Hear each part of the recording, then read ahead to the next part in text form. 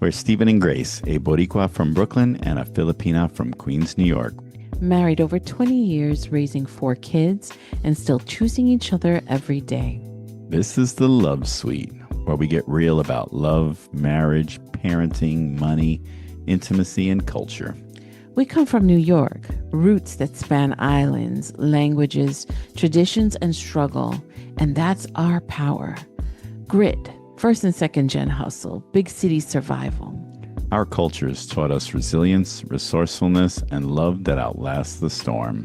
And if you're listening, chances are your story carries that same beauty, multiple cultures, multiple legacies, and one truth.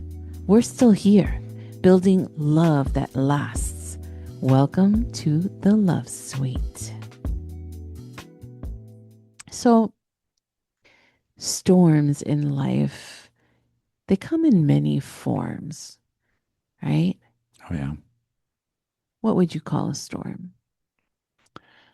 Um, Death, illness, um, money hits, Mm-hmm.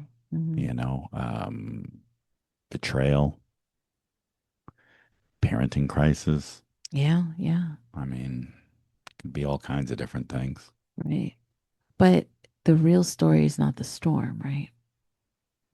Well, I think that's the first part of the story, but the real part comes afterwards, don't you think? Yeah. It's like, what do you do to rebuild? Yeah. It's like when the dust settles, you get to see like it's a whole different ball game, Yeah. and you get to see if you're still choosing each other. Yeah. That's the key. No. It's choosing each other. After a storm, no matter what kind of storm it is, you feel numb. You can be angry. You could be guilty. You could be hopeless. And sometimes relieved, right? That the storm is over. And sometimes you could also feel ashamed or guilty for feeling relieved. And your body carries that too. Sometimes your chest can feel heavy, or your stomach is all in knots, or your shoulders are so tight. Your sleep is everywhere. Maybe you're not getting enough rest. You feel it in your face. Maybe you're frowning, you know? Yeah. I mean, it could be everywhere, like you said, and now the real question is like, what do you do from there? Mm.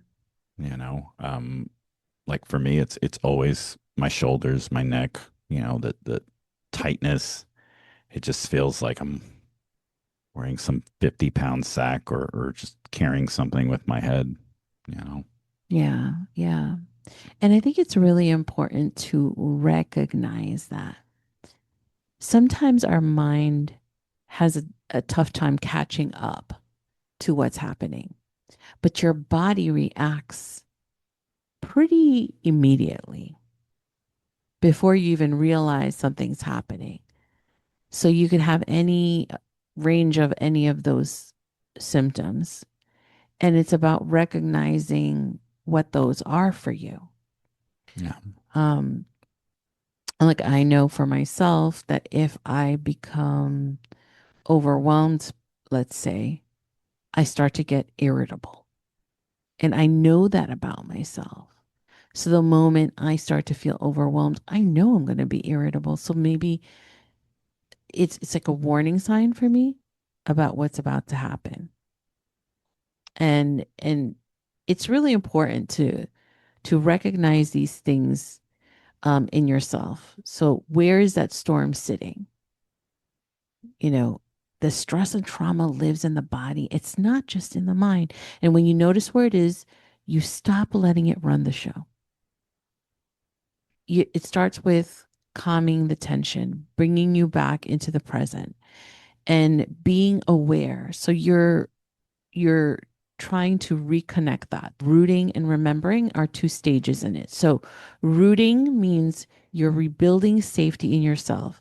So because of what happened, whatever the storm was, it's not that you're scarred by it.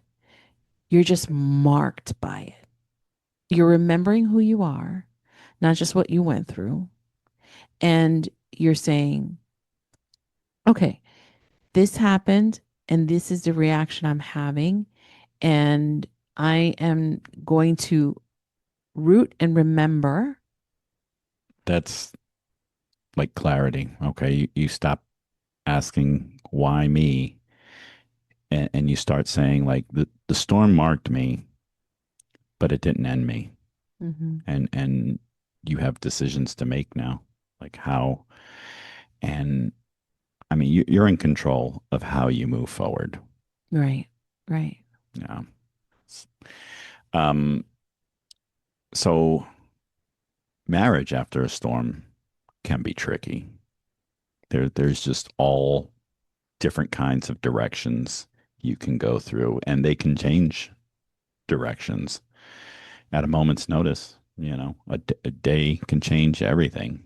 A week, you can drift apart, you can fight, you can make up, you can fight again.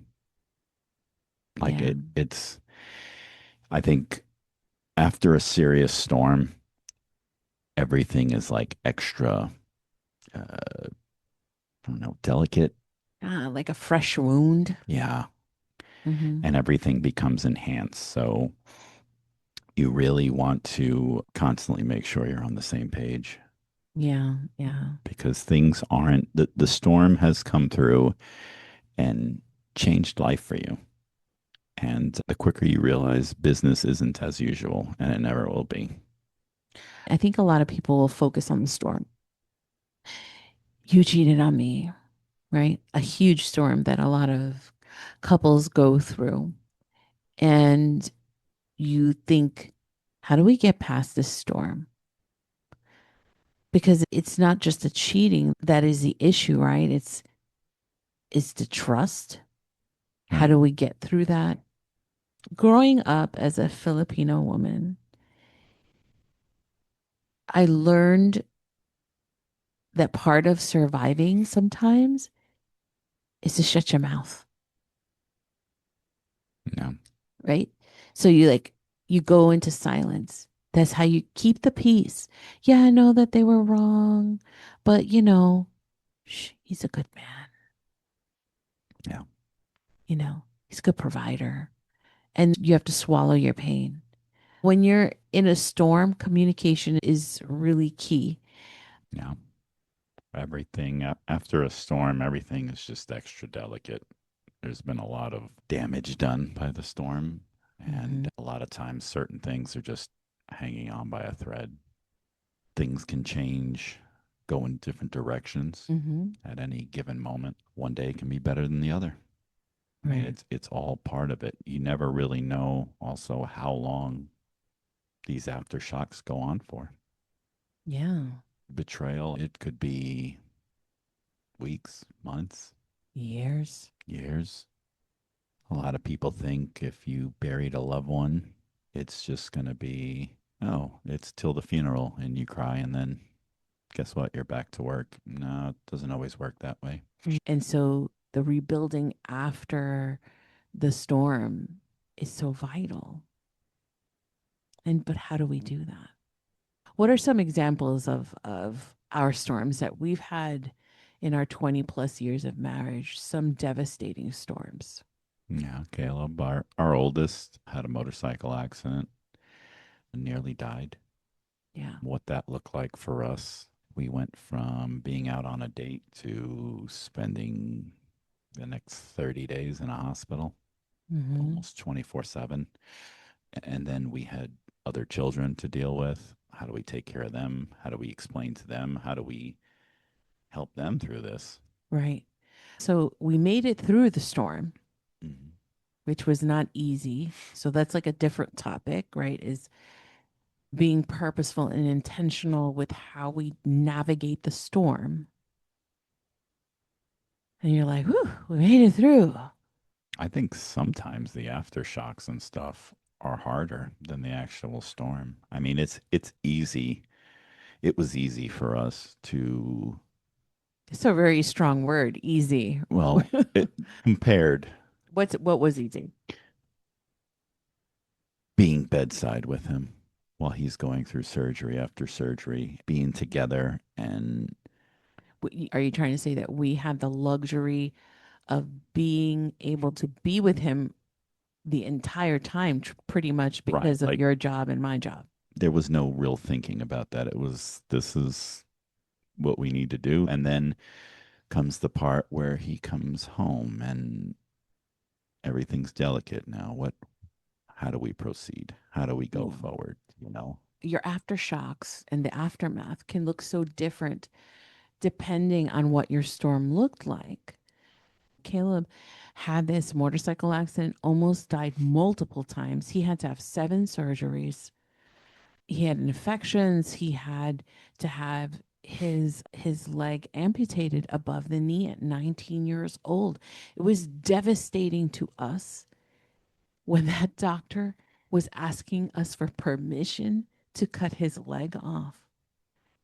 It Yeah. was like so traumatic for me because I'm sure for you too, of Yeah. course, but I grew his little body inside of mine.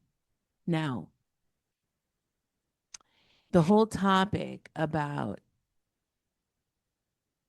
agreeing on how we were going to strategize being with him and supporting him, I want to say we discussed it in like 2 minutes. There was no question about Well, what we were going to do. that's why I say it was easy Right. because there was no real options. To us it was just the one option. But not all couples do that.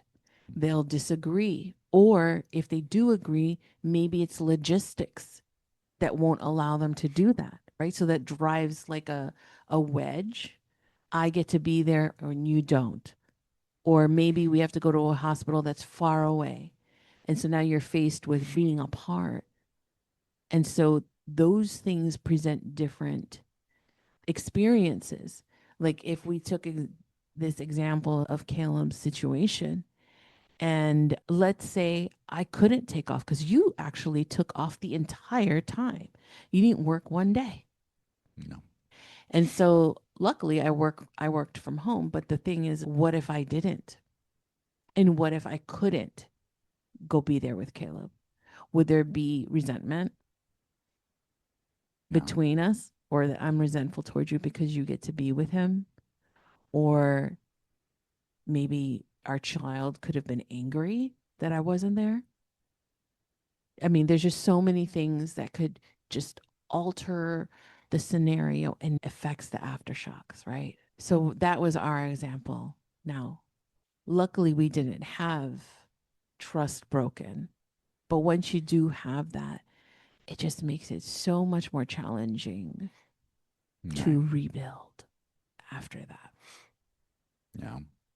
And the rebuild part consists of so many different things, but it's also just staying together, staying on the same page, even once you get there, Mm-hmm.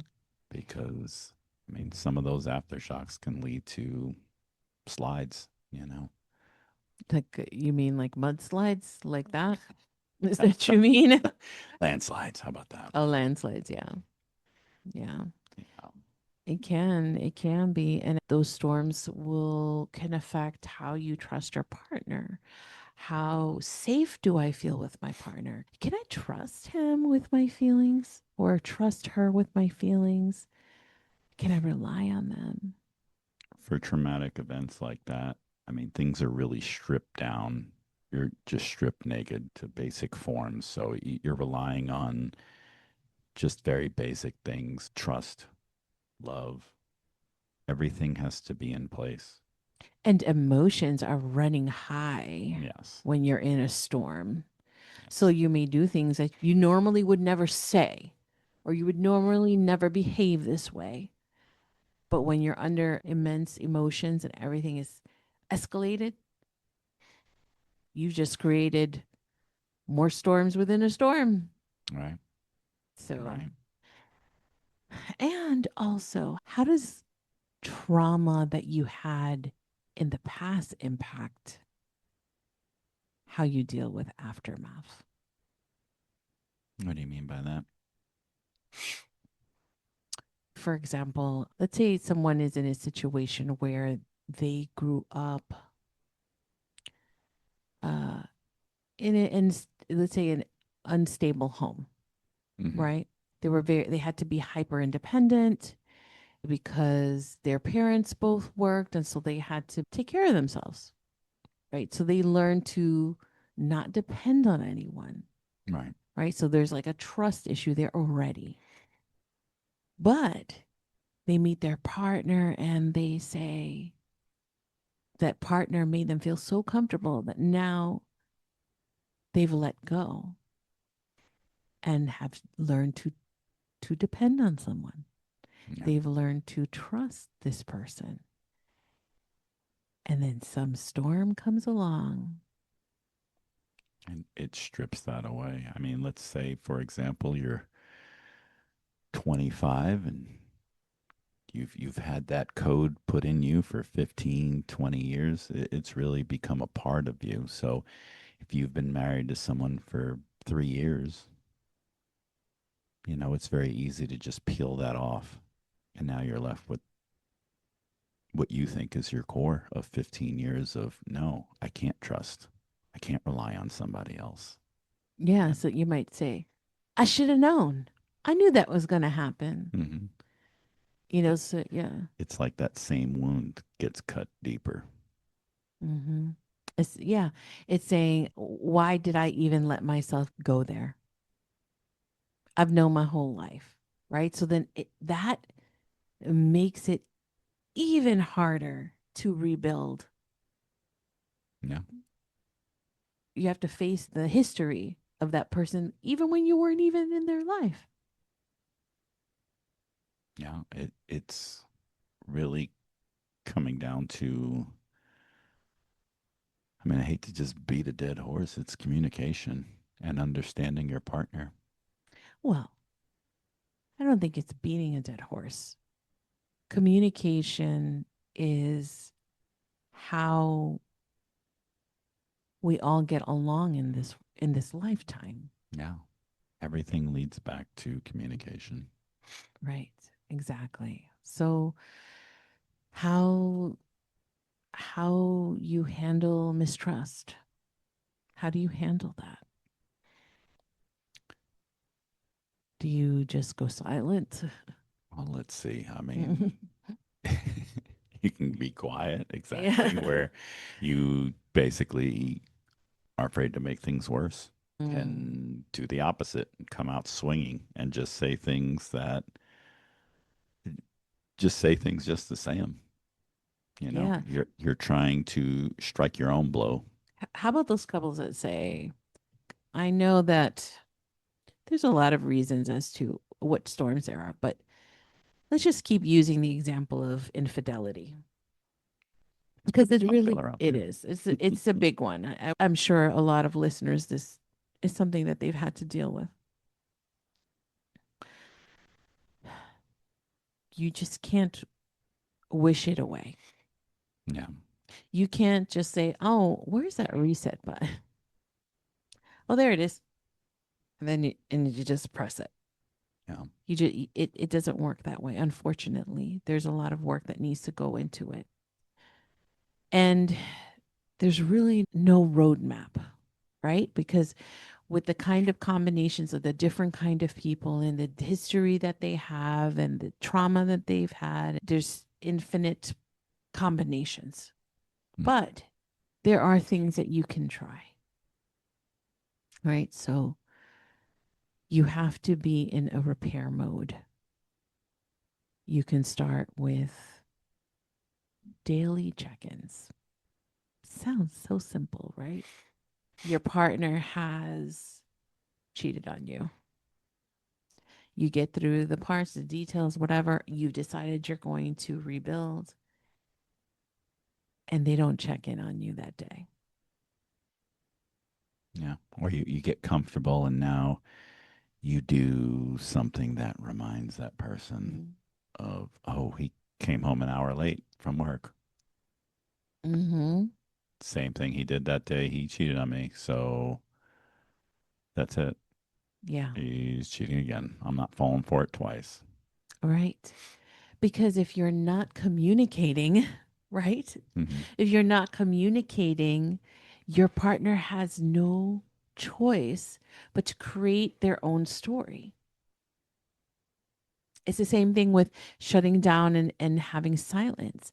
Your partner has no choice but to make the story if you're not telling them what it is. And daily check ins is connecting with your partner and saying, I am going to do what it takes for us to rebuild. How are you feeling today, my love? Yeah. I love you. I hope you have a great day. Well, I want you to know, time I'll be home. You need anything from the store? Whatever it is, you have to anticipate,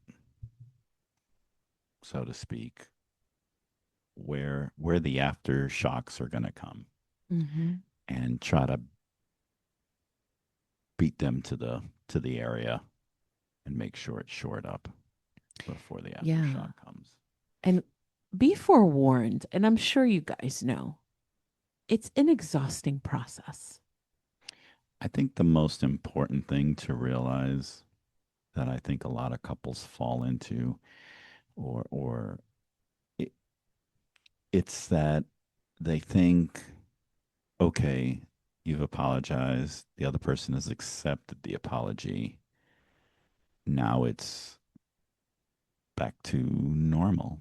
And you have to realize it's never going to be back to normal. You have to build a new normal. Mm-hmm. And a lot of people just get lost in, okay, no, we're fine. That was last week. We talked about it and we made up. There's other healing that needs to be done. Getting the diagnosis of the issue is only some of the problem. You need the Right. treatment. Yeah. Yeah. That's very true. It's very true. And you may think that let's say you're starting here and you build and you're like, oh, look at it. Look where we've come. Oh, you ain't staying there. Yeah. There's going to be some regression. I'm going to fall back down to maybe even lower to where we even began on the rebuild. Yeah. And then you got to rebuild all of that back up again. And it can be frustrating for both parties. But how much do you want to rebuild this? Exactly. Yeah. Just remember what your driving force is. Right. Right.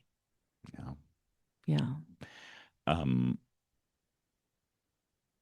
Apologies without excuses. Mm. Hmm. In order to do that, you truly have to feel what you're apologizing for, meaning, it's kind of empathetic. You have to understand what you're apologizing for and how it made that person feel. And Right. if they actually tell you how they feel, listen and feel it. Yeah. When you have decided to offer an apology for something, make sure it's sincere and you're not doing it with an excuse attached. You can say, I would like to explain where my mind was when I did that, if you would like to know, because my intentions were never to hurt you or whatever it is that you got to say, right? But don't make it like, I'm really sorry that it made you feel that way, but that's not how I wanted to do it. Because that's not really an apology. Yeah. I'm making an excuse. I'm sorry. It didn't mean anything to me, and I'm ready to move on. Mm-hmm. Okay, you've talked about yourself, but Mm-hmm. I think if you're apologizing, you're basically extending that bridge to the other person, and you've got to cross it. You're not Yes, inviting them over. right. And because if you're having to apologize, it's what is important here for you to make your point as to why you did something, make an excuse, or should you be prioritizing your partner's emotions and how you've wounded them? No. But I don't want the entire episode to be about getting cheated on. How Okay. about a Mm, death in the family? We've each had the parent we were closest to mm, pass, and it's hard as the partner to know exactly how to be there for the other person. You mm. never know exactly what the total impact is going to be. I mean, it varies person to person, and it varies on who the person is who passed. Yeah. It's a lot, and you just have to be there. Like we talked about earlier, daily check ins work for this as well. Hmm. And if you're going to promise something in the aftermath, right? Like, hey, babe, I know this was really hard. I'm here to talk to you and be there for you whenever you need me. And then when you need me, I'm like, can't talk to you right now. Can we talk about this later? I'm really busy right now. Or, oh, I go out every Friday with coworkers, but this week I'm going to come home. And then you don't come home, and you're like, oh, well, Bill told me he needed me to look over something, and it just so happened to be at the bar, and they bought me a shot. How do you think that makes your partner feel? Right. Exactly. Yeah. Yeah. They, Follow through. yeah. Yeah. Hey, if you're the partner that is not, who is like on the short end of the stick there, call your partner out, man. Yeah. Don't go silent. Don't go silent. Nobody wins when you go silent. Yeah. Right, babe? What? I let you know. Time or two. Yeah. Sometimes when I didn't have time to hear it, but you gave it to me. Mm-hmm. Mm-hmm. Mm-hmm. When you lose someone where they pass away, everyone heals in different ways, Yeah. right? Whether whatever it is that they're healing from. So whether they're healing from losing someone, whether they're healing from infidelity or sickness, they all have a common thread. And you are not to judge how that person is going to heal. And somebody may look like they're having a good old time and they're not upset.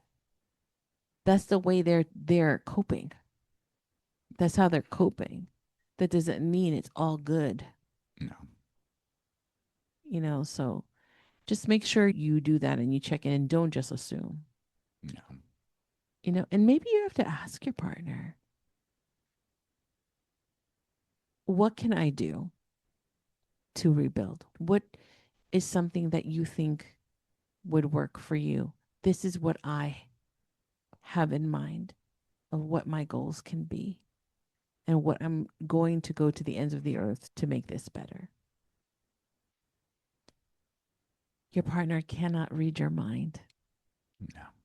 They're not an expert, and neither of you, but you have to discuss it.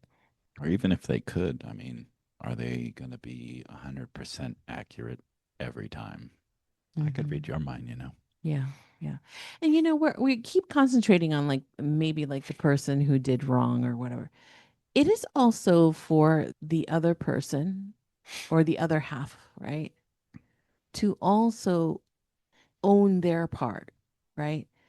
Let's say we're trying to rebuild trust and I have to learn to trust you again. I have to do my part to try to trust you. It's going to be tough, But I can't just be like, yeah, that's right. Yeah. Keep working hard to make me trust you. You're going to have to work your ass off. Be honest with yourself. Can you trust that person? Again, some people might not be able to ever recover. Hmm. Yeah, I mean, yeah. if it's like your sister or something, yeah, that's struck maybe in too many different levels and sides for you to Right. recover. So, um, I just lost my thought. I don't know. Keep promises, even small ones. Yeah. Um, own mistakes. Hmm. Try not to be defensive, people. And that's hard. That's Just try. really hard, especially if you've been trying. Yeah.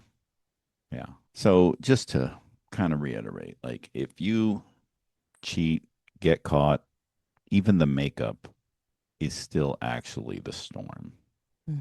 And the aftershocks come later with, oh, this person's calling and you just happen to be walking away from me. Like, yeah, these things happen. How are you going to move on? How are you going to build trust? How are you going to build your relationship? Because you're rebuilding it from scratch and it's not going to be the same No, it's not going to be the same, but that does not mean that it will not be good. or better. It will be, if, man, if you can work through the storm and through the aftershocks. Ooh, you know, I love plants and that kind of stuff. You can have this beautiful garden, and it's this garden full of beautiful flowers. Things are blooming. A gardener is not going to put all their focus on the rose bushes that are blooming wonderfully, right? Mm. They're going to focus on the part of their garden that needs help. Yeah. And the gardener is not going over to the plant that's suffering and saying, the hell is wrong with you? Don't you see everyone else is doing well and growing and healing? And no, the gardener is going to nurture that part of the garden. What does it need? Okay, let me think. How can I fix this? Do you need more water? Maybe you need less water. Are you getting enough sunlight? Maybe you need more fertilizer. Are you sick? Yeah. Maybe you have to figure that out. And a gardener who truly loves their garden is going to do everything it can to nurture this plant that is not thriving. That might even require the gardener taking this plant and taking it out of the ground and pulling all its roots out, risking the plant dying to move it somewhere else in the garden for the chance of it to survive. And it's a delicate decision. Mm-hmm. But the gardener will do those things with just the hopes that with love and nurturing and caring and all the things that it knows, and maybe learns more things, maybe goes to an expert at these kinds of plants or to a plant doctor because they're trying to fix because they love this plant so much. Yeah. And that's how we need to look at the work that we do in these relationships, because someone who knows, when I care for plants, this plant might look completely dead, and someone else might take it and throw it away. So, oh, this plant's dead. Never mind. Never mind. I'm just going to throw it away. I'm just going to go start, get a new plant because that's easier, right? I'm going to go get a healthy plant and start over. Um, but what we do know is that it's a plant that looks like it's dead on the outside. If those roots are still alive, that plant will come back to life. And I have seen it where I'm like, oh my gosh, this I thought this plant was dead. and it's not. And then it rises from the ashes and becomes this strong, beautiful plant, more beautiful than it was before. Yeah. And so that is so possible in relationships. Well, sometimes small gestures go a long way Hmm. because what's small to somebody might be big to somebody else. Yeah. You know, that gardener taking 2 minutes to pull that plant up and put it somewhere else to the plant, it's life or death. Right. And plants also have feelings, just like humans have feelings. So if your partner's trying something and it's not working, but you see that your partner's trying, it's about changing your point of view. And it takes so much practice to get out of your own way, right? Like with your ego and saying, am I in it in here for me or am I in it here for us? Yeah. And goes back to, is it me against you or is it us together against this problem?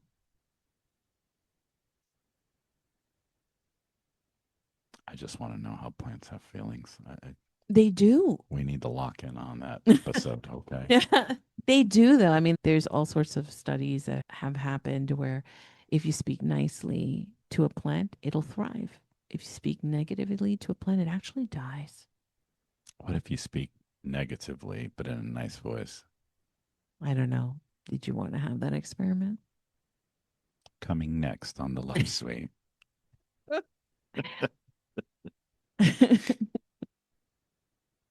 Couldn't Um, help it. I needed to know. Where were we other than plants? Brain I know, I'm fart. sorry. I mean, I just know that in our marriage, we've had challenges with just communicating or, whether it's understanding or hearing your partner or or being able to communicate properly to your partner. And we all have different reasons of how we react, why the way we do. Um, but when we finally hit and made it over to the other side, where we really started to rebuild, we were really trying to rebuild multiple times over the past 10 years. It's a long time to be in a storm. And I think we learned, which is really strange, right? That when you're heavy in a storm, we learned how to dance in the storm. Yeah. We learned how to it's I don't even know how to say it. Like we could be fighting 1 minute and then an hour later laughing. But that didn't mean that the storm was over No. or that, that we weren't dealing with, the after. Storms storms are going to come. There's no way you can make it through life without them. And there's going to be multiple. And your life is still your life. If you can't enjoy life going through a storm, I mean, you can. There are points where you can laugh, you can joke, you can, it can be healing. Yes, it can be very healing. And it's a choice, right? Because it takes a lot of energy to stay angry. Yeah, And I think a lot of it's a good point. people will stay angry because it's like they're trying to prove a point. I'm not going to have a good time with you. I'm not going to laugh and have you have fun with me because you don't deserve that. Um, it's a daily choice. So like I know 10 years ago where we were having it was a tough time. And I made conscious decisions to still express my love for you. And I did some stuff for you while you were in the academy. Hey, now. Sure did. What did I do? Tell them what I did. Tell them what I did. um, in order for me to go to the academy, I think we started at 6:30. Yeah, the Got police to academy. Yeah. go early. You can learn stuff later, guys. But I'd have to wake up at 4ish.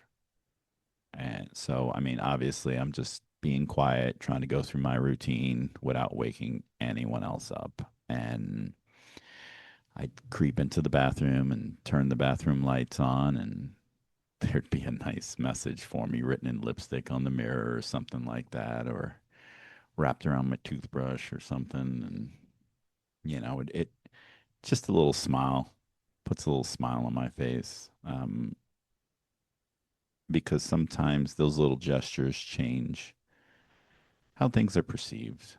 Another example is, say you're really mad at me and we're ignoring each other, and I'm walking doing something and I just trip and spill all this stuff on myself. Like, you may laugh because it's funny how, how I fell, and it may change how you feel towards me. Because, like you said, holding that in, it's hard work to keep hating on someone that you love.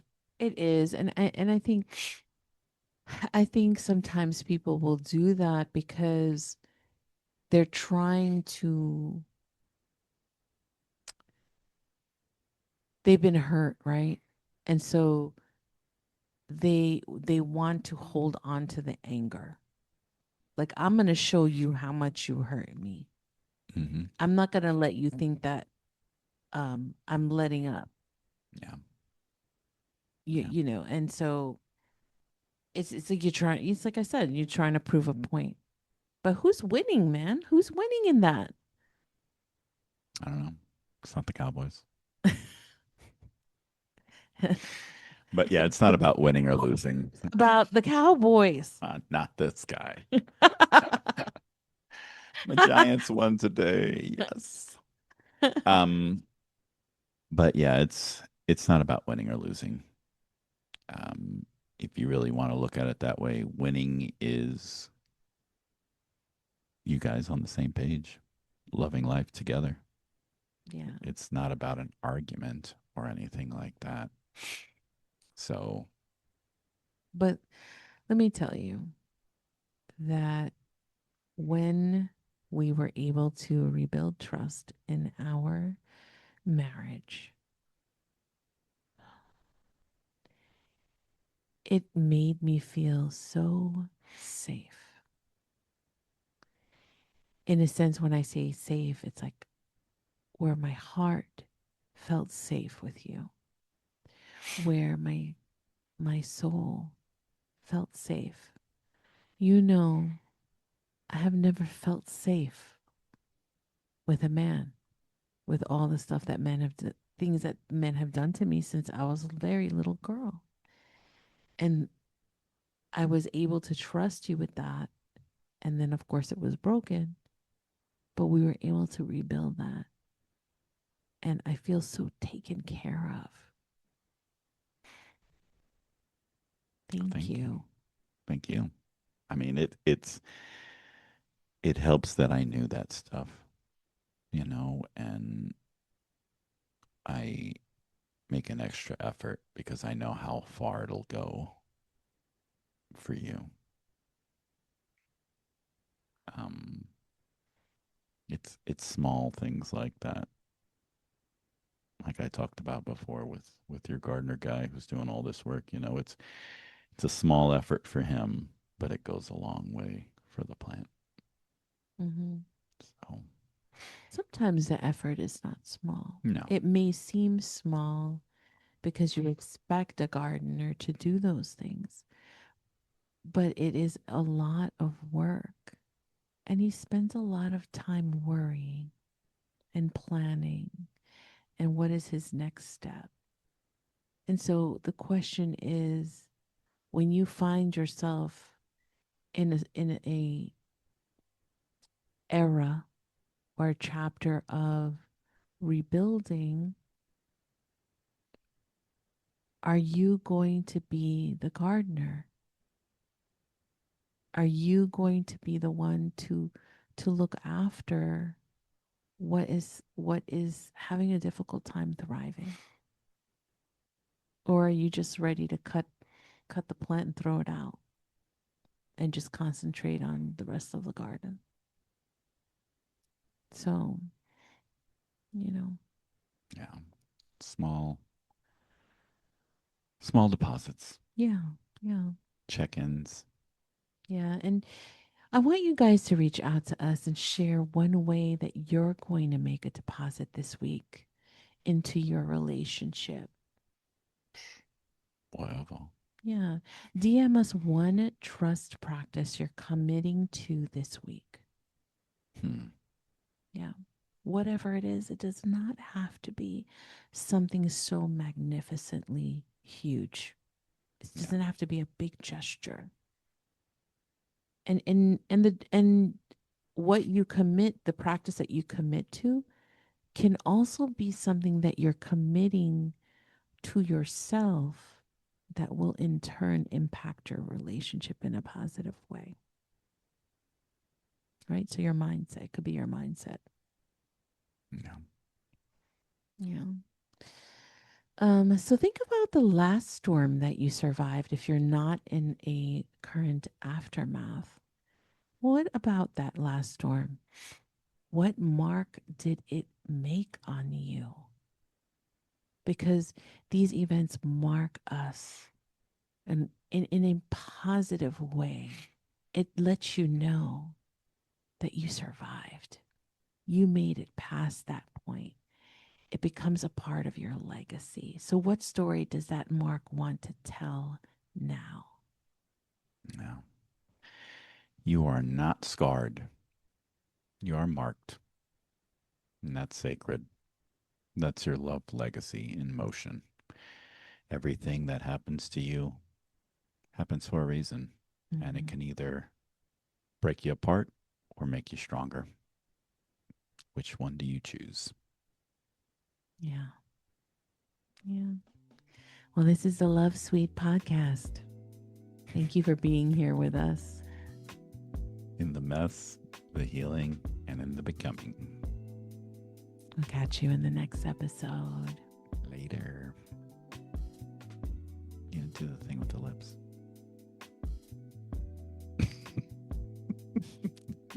I didn't know that that was something I did. The lip thing. What? That? Yeah. It's a lip